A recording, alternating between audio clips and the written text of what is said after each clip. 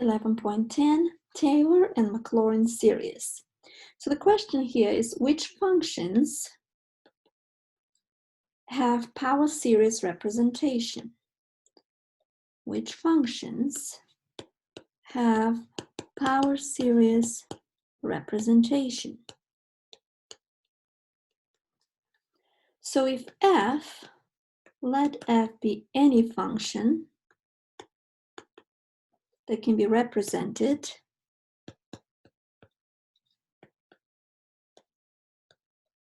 let f be any function that can be represented by a power series. So here's the representation.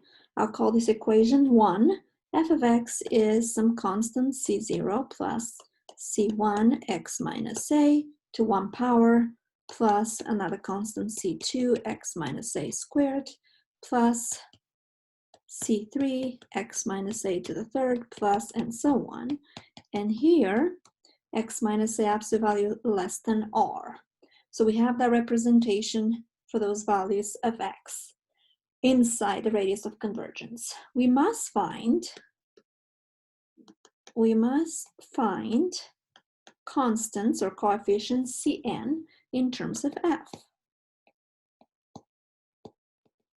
So let x equals to a, then f of a, if you substitute in 1, everything will be 0 except the constant c0, okay?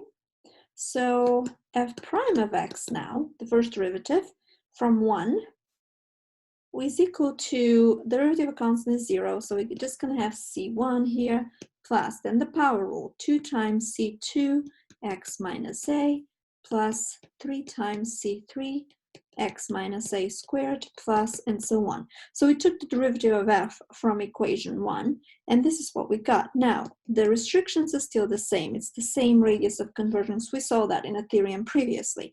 Now, plug in a in this expression, what's f prime of a? All the terms will be 0 except the first one, c1. So here you go. We're finding the coefficients one by one. Let's continue the process. The second derivative, now look at the first derivative expression, take the derivative of that.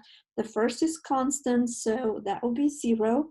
Then I have 2c2, that's the derivative of the second term, plus, then do the power rule. I'm going to have 2 times 3c3 x minus a, plus 3 times 4 x minus a squared, plus and so on. So the radius of convergence is still the same. It's still r.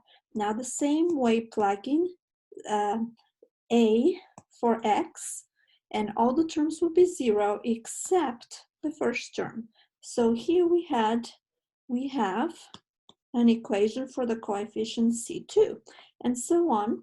If we continue for the third derivative, we're going to have 2 times 3c3 plus 2 times 3 times 4 c4 x minus a plus 3 times 4 times 5 c5 x minus a squared plus and so on, infinite, the same radius of convergence.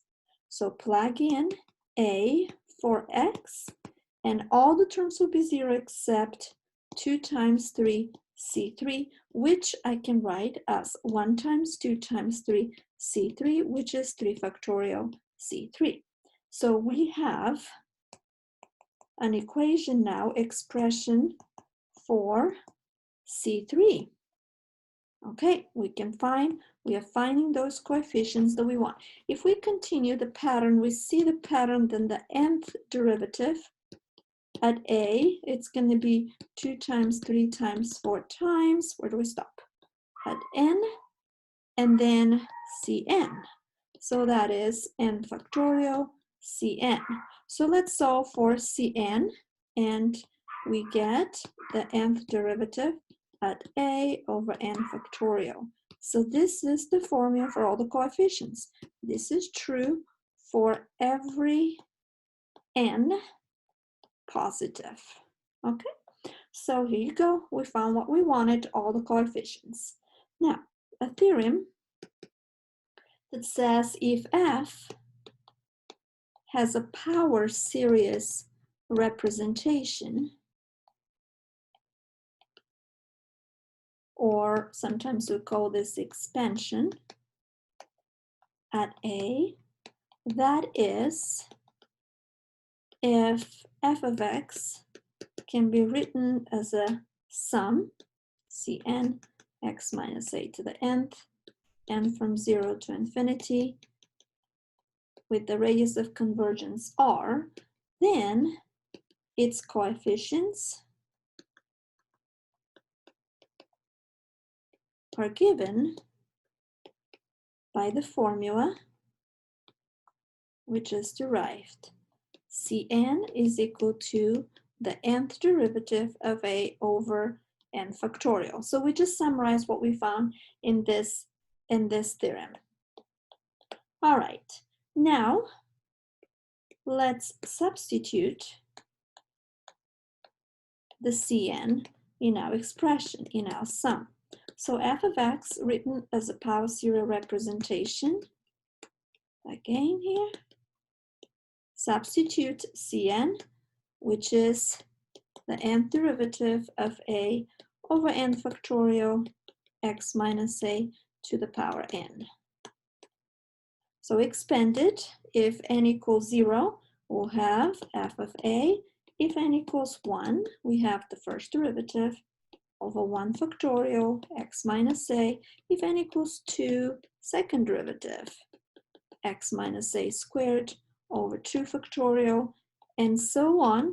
I don't have room, but perhaps I should write down over here one more term, the third derivative of a, x minus a to the third over 3 factorial plus, and so on. So this is called Taylor series. What we just wrote is called Taylor series of the function f at a.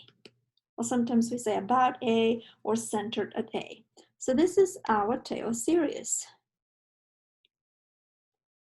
Okay, so that's that, either expanded, so you can have it with the sigma, or expanded like this.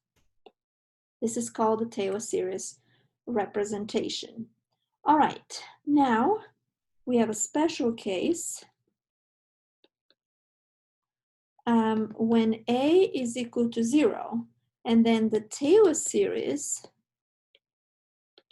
becomes, okay, let's write down the Taylor series, but now a is 0. So we have the sigma, the nth derivative at 0. So instead of a, put 0 over n factorial. If a is 0, instead of x minus a, you're just going to have x to the n. Okay, and let's expand that and see what it looks like. F of 0 plus f prime of 0 over 1 factorial x plus second derivative at 0, 2 factorial x squared plus, let's do one more, third derivative of 0 over 3 factorial x to the third plus, and so on. So that special case, we call it the Maclaurin series. Okay, so the Maclaurin series is a special case of the Taylor series when a is equal to 0. So let's make a note here that's important. We have shown that if f can be represented,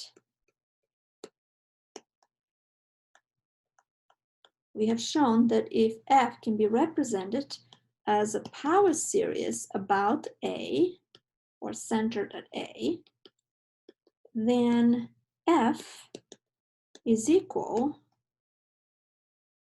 to the sum of its Taylor series.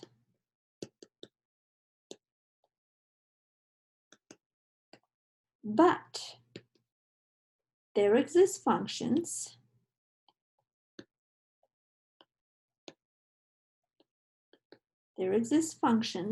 that are not equal to the sum of its Taylor series. That are not equal to the sum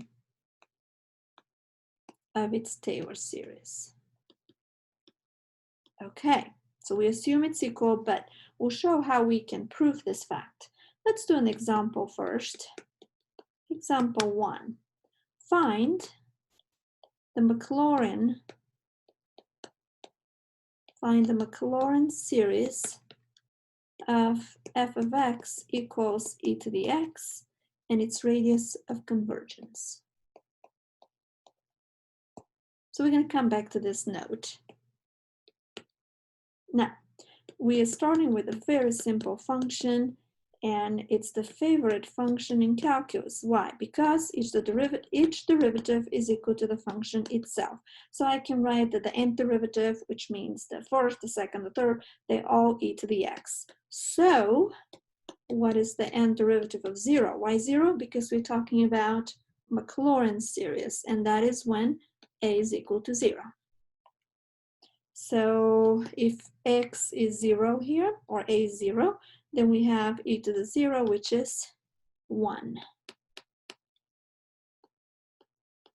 All right, and that's true for every n. So that's going to make things very simple. So the Taylor series of f at 0, it's the Maclaurin series. Let's write this down. We have the Maclaurin series, the nth derivative at 0 over n factorial x to the n is equal to 0 to, from 0 to infinity. So now that we know that all the derivatives are 1, then we can drop them. So we just have x to the n over n factorial. So remember this part over here is equal to 1. So then we have much simpler and shorter expression. Let's expand it. It's interesting to see if n equals 0, you're going to have x to the 0, which is 1. If n equals 1, you're going to have x over 1 factorial. If n equals 2, x squared over 2 factorial, and x to the third over 3 factorial, and plus it goes on forever. Now, we have to find the radius of convergence, so we're going to do the ratio test. Remember, the ratio test is the ratio of the two consecutive terms. We substitute the n plus 1 term, which is going to be x to the n plus 1 over n plus 1 factorial. We do that from the series. And then instead of dividing, I'll multiply by the reciprocal and flip it. So we can cancel here. Let me do this. X to the n times x over n factorial times n factorial over x to the n. So what cancels? X to the n and the n factorial. What is left? Absolute value of x. Oops, we have n plus 1 here, not n. This is n plus 1. And n is going to infinity, so let's take the limit, and that goes to 0. So if that limit is less than 1, we have convergence. So we can say by the ratio test, the series converges for every x, right? For every x, that limit is 0 less than 1, so the radius of convergence is infinity. So here's our note here, and this is the if part from the note. If e to the x, that function, has power series representation or expansion at 0, then the function e to the x will equal to the sum of its Maclaurin series. We're going to have this presentation. So we have a little if here. We're going to come back to it. So how can we determine whether e to the x does have a power series representation? So now we're going to answer that question from the note above. Okay, how can we determine whether e to the x does have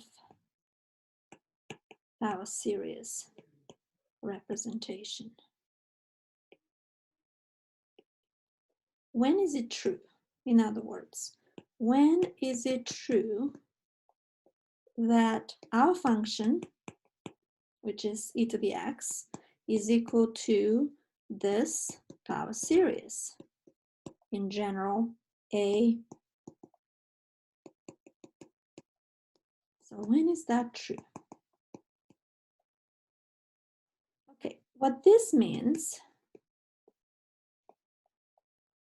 that our function f of x is equal to the limit of its partial sums. I'm going to call them, instead of Sn, Tn. Okay, so these are the partial sums in our Taylor series. And Tn, what is Tn?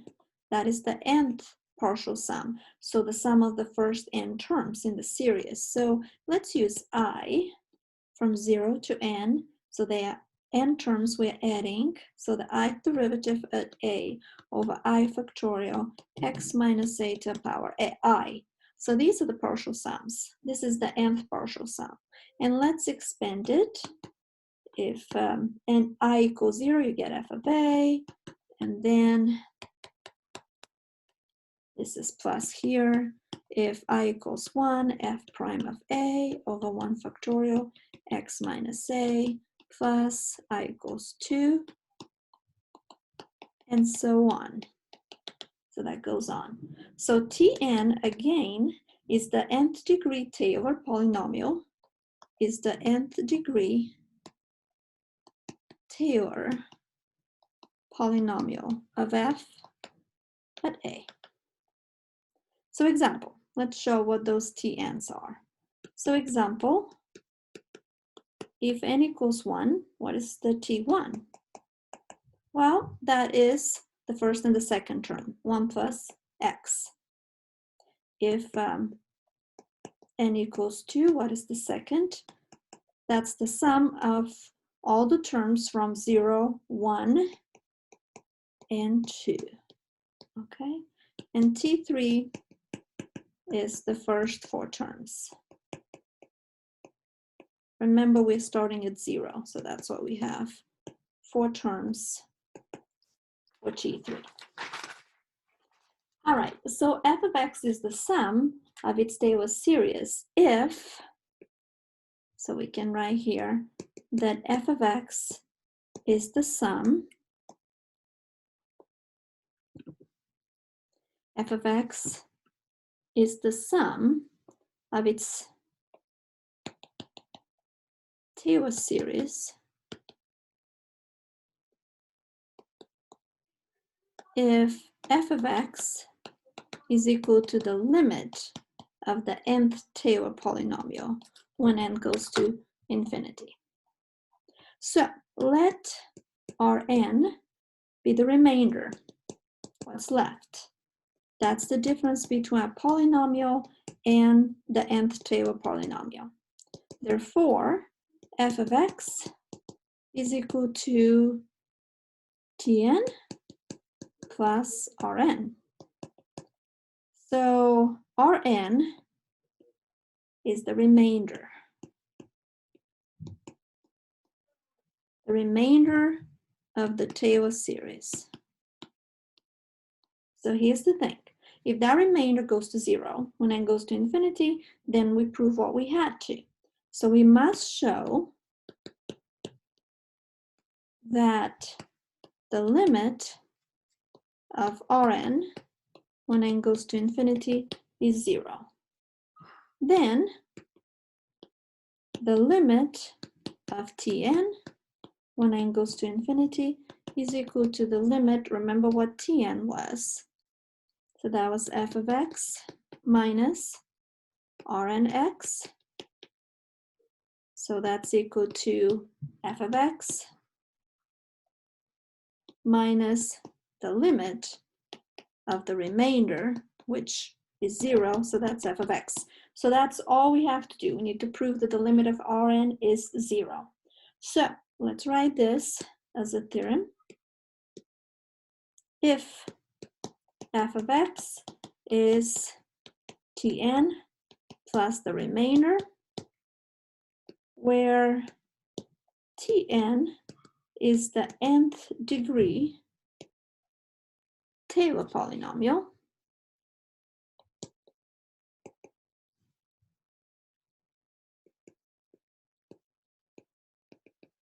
okay, of f at a, and the limit of Rn is 0 when n goes to infinity, and that's true for x minus a less than r, then f is equal to the sum of its Taylor series. And again, that's true in this interval where the series is convergent. In trying to show that the limit is 0 for a specific function f, for specific function f, we usually use the expression in the next theorem. So we're going to have another theorem here called the Taylor's formula. Taylor's formula. So if f has n plus 1 derivatives in an interval that contains the number a,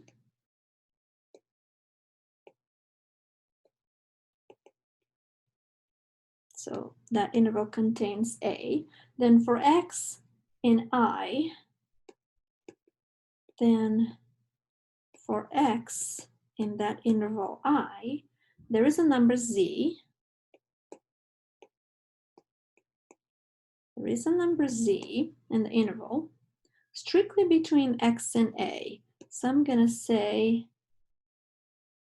I guess I can write this down, strictly between x and a.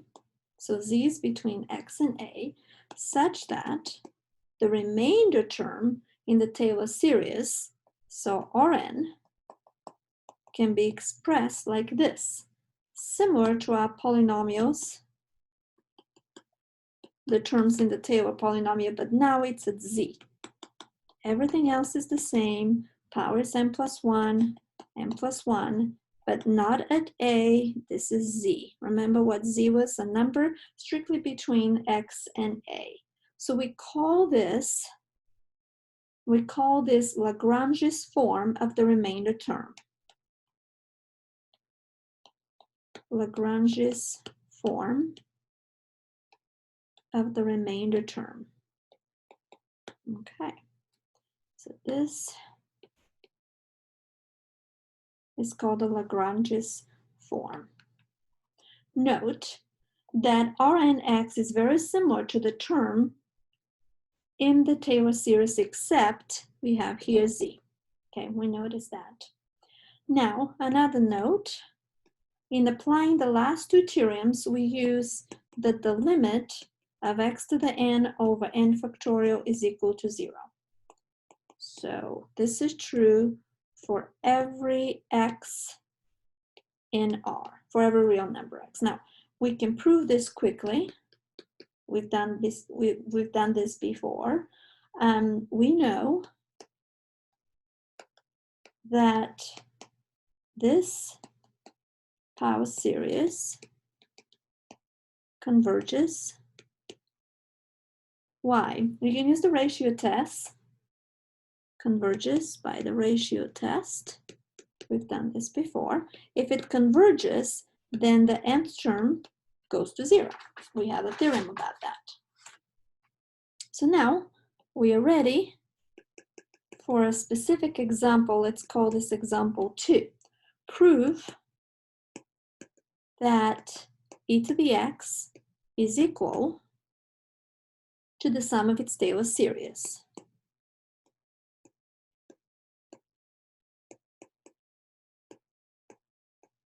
Okay, so early in our example, we showed if e to the x is equal to its sum of its Taylor series, what is it equal to? But now we actually have to prove it using the previous two theorems. So our function is e to the x. The nth plus 1 derivative is the same as all the derivatives, so it's e to the x.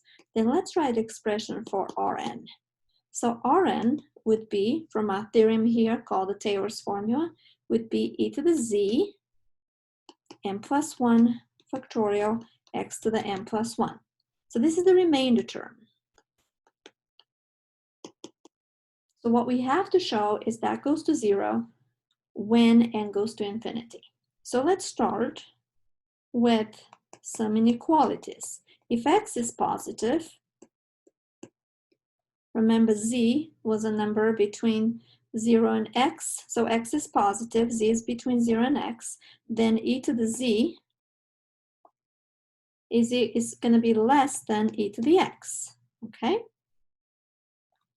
So therefore, 0 less than the remainder, which is equal to e to the z n plus 1 factorial x to the n plus 1 less, now I'm going to apply this, that e to the z was less than e to the x.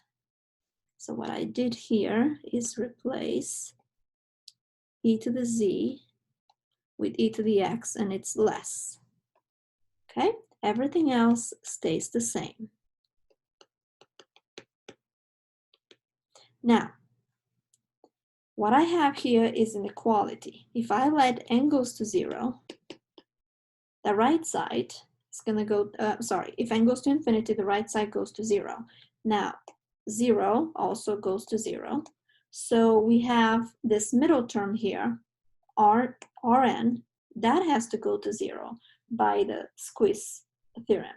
Okay, so let's write this down.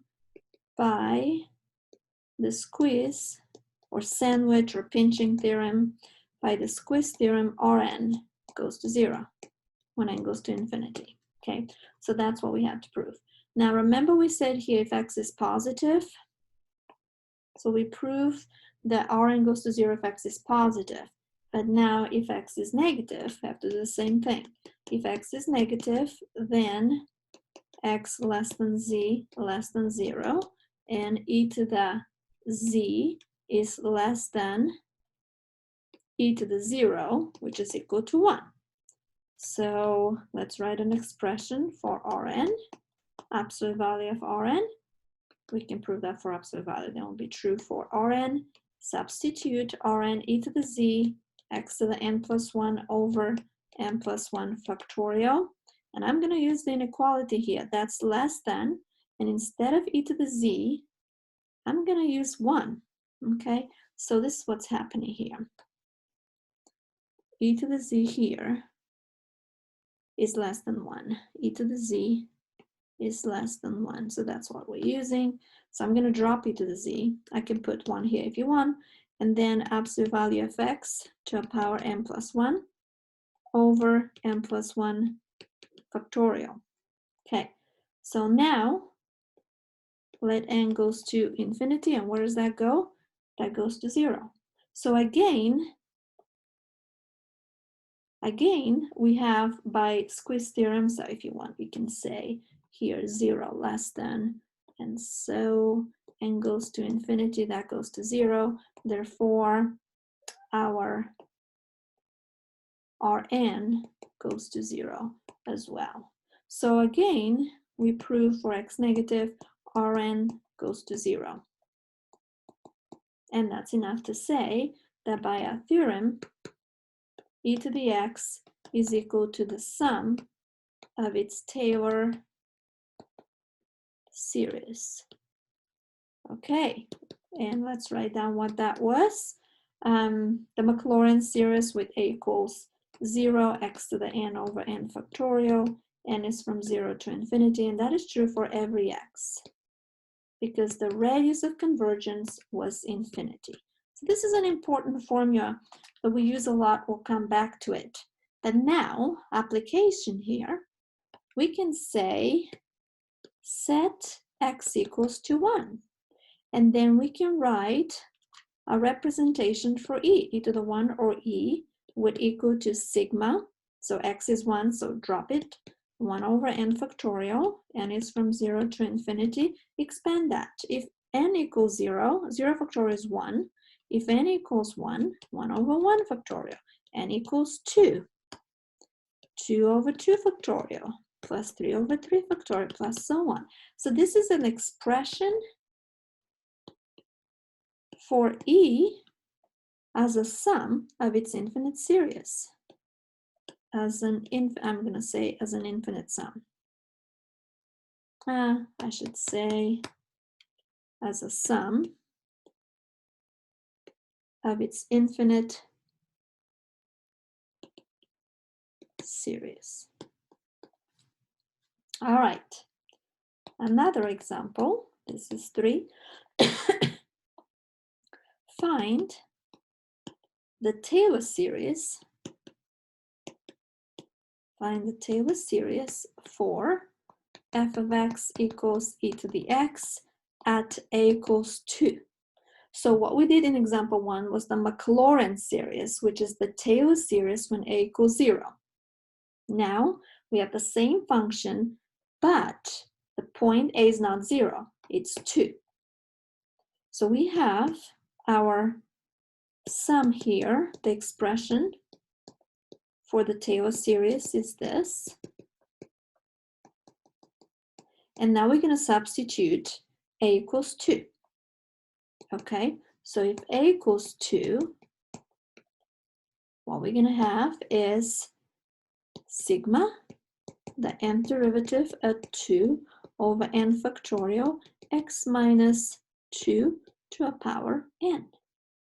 So let's see, what is the nth derivative of x? Well, it's e to the x, so it's the same. What is the nth derivative at 2? Well, that would be e squared. So our power series here at 2 n is from 0 to infinity is equal to, let's substitute the nth derivative being e squared, which is a constant, x minus 2 to the n over n factorial. N is from 0 to infinity. So we can verify that r is infinity, the radius of convergence, and also that the limit of the remainder is 0 when n goes to infinity. So finally, let's write down e to the x is a sum, e squared, which is a constant, n factorial, x minus 2 to the n. This is true for every x. So we can have more than one power series representation. So this is what we have. Let's summarize. We have 2 power series representation. So now we have 2 different power series representation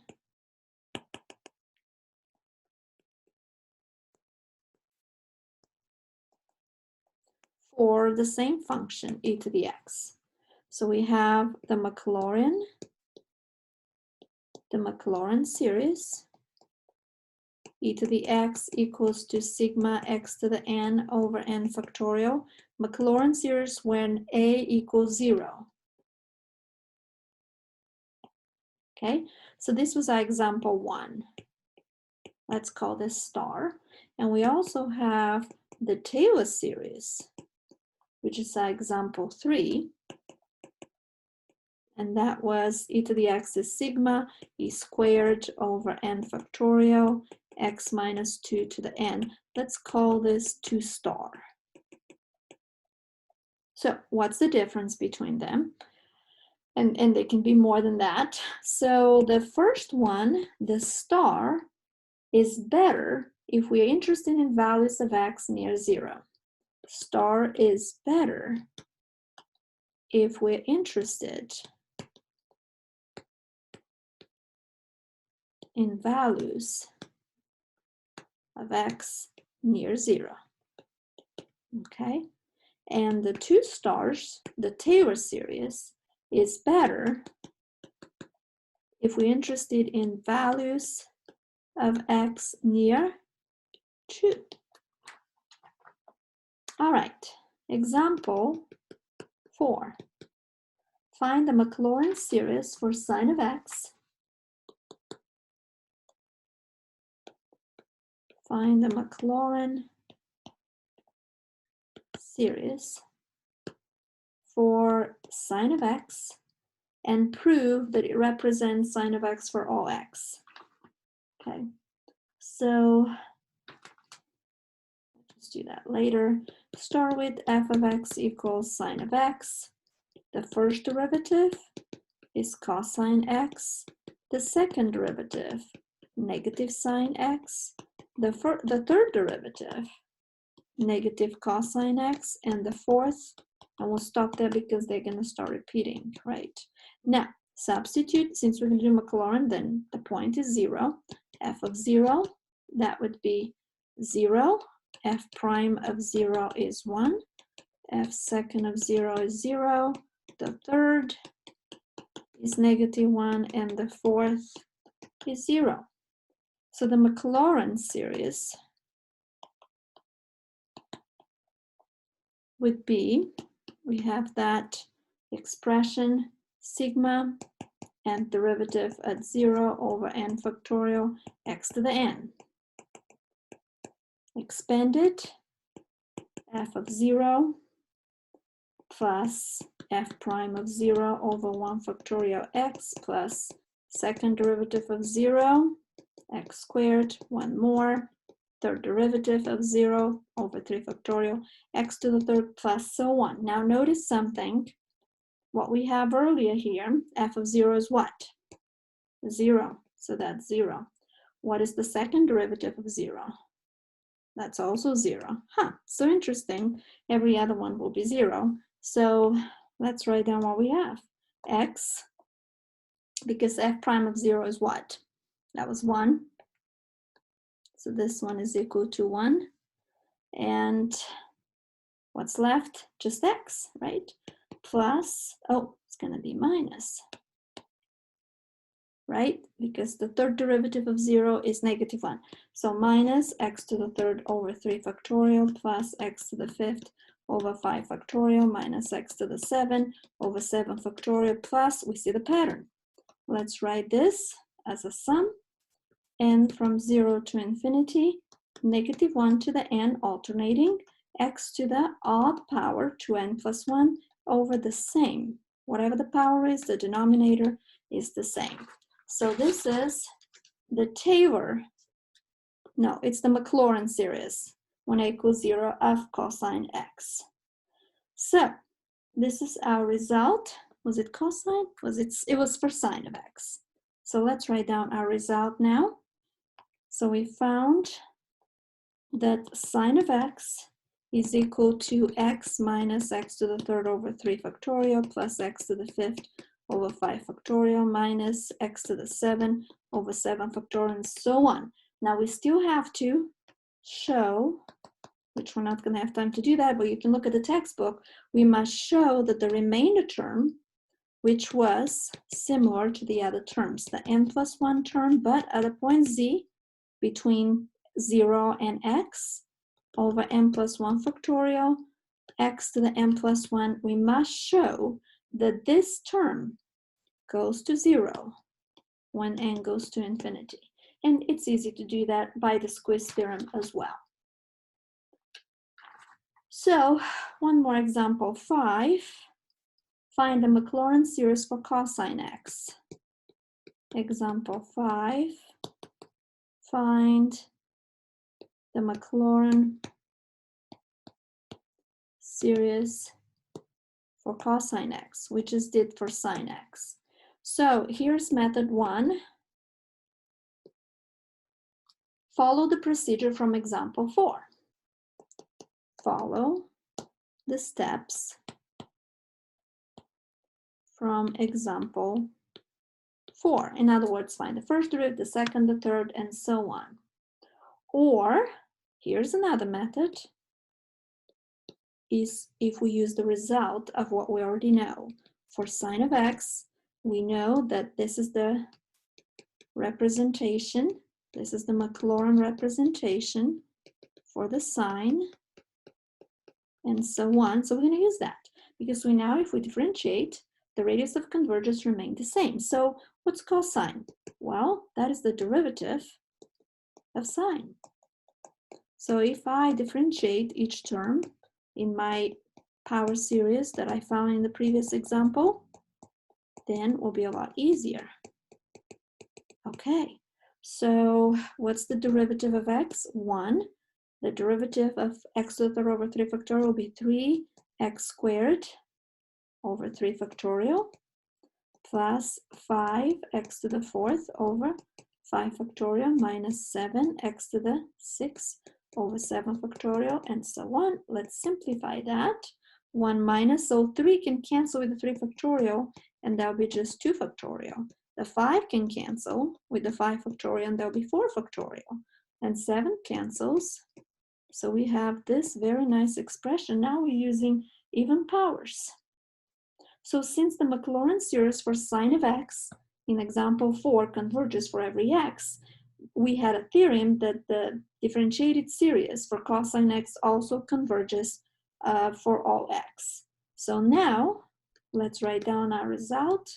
1 minus x squared over 2 factorial plus x to the fourth over 4 factorial minus x to the 6 factorial, and so on. Let's use the sigma notation here. We have alternating terms, only even powers.